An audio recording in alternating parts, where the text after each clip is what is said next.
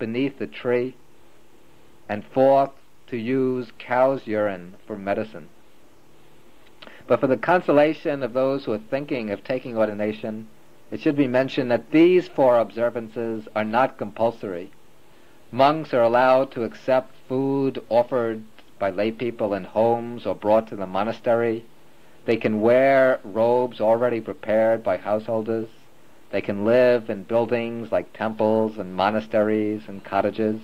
And they can use any kind of proper medicine and don't have to use cow's urine at all. In fact, nowadays in just about all Buddhist countries, the only one of the 4 supports which is commonly followed is to live on food collected on alms round.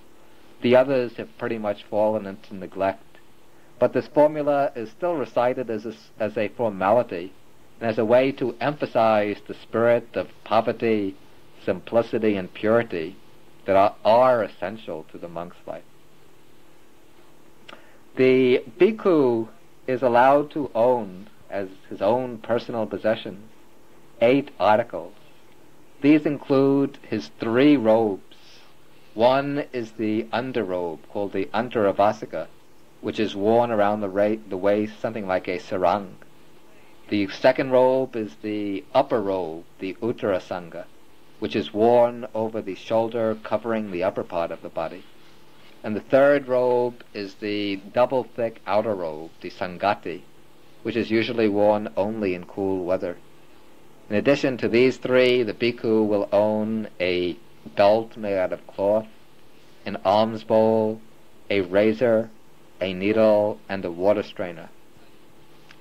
Besides these, in actual practice, bhikkhus usually own a few other simple necessities, varying in quantity according to their lifestyle. Teaching bhikkhus in the town will need more things: extra robes, books, notepaper, pens, and so on.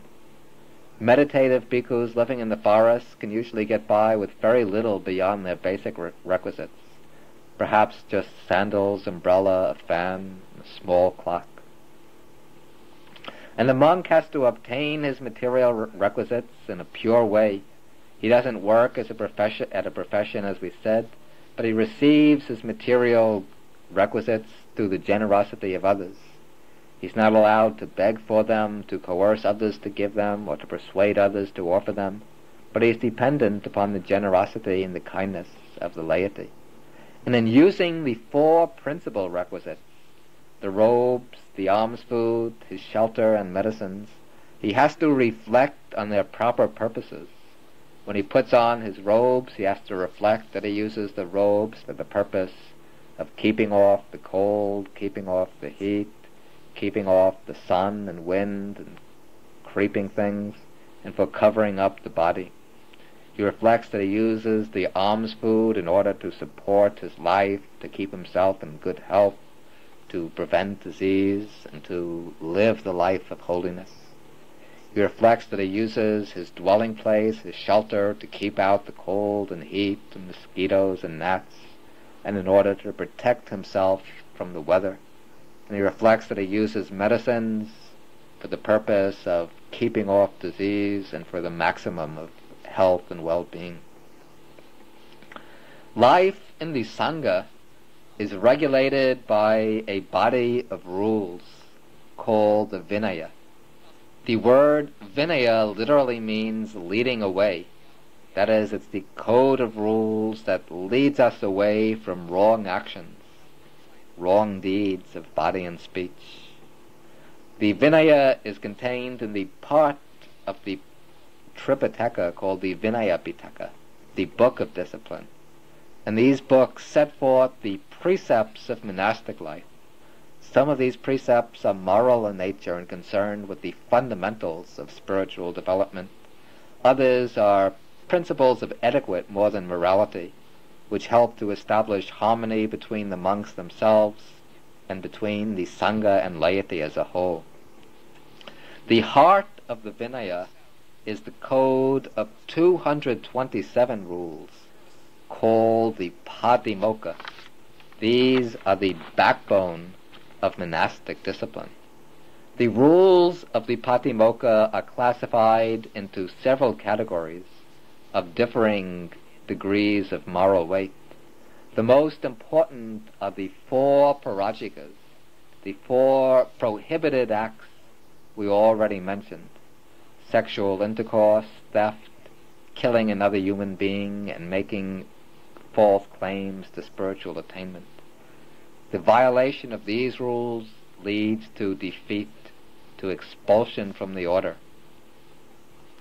13 other rules of a somewhat lesser degree of gravity lead to a period, if they're violated, they lead to a period of penance with a temporary suspension of monastic privileges. The remaining rules vary in importance and in the consequences that are entailed when they're violated. But for good monks, it's important that they try to keep all the rules as scrupulously as they can.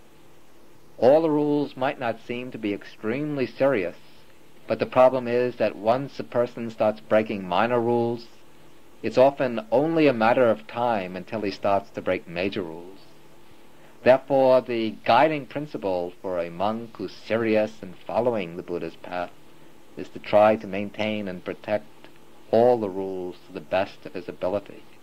The foundation of the higher stages of spiritual training is moral discipline.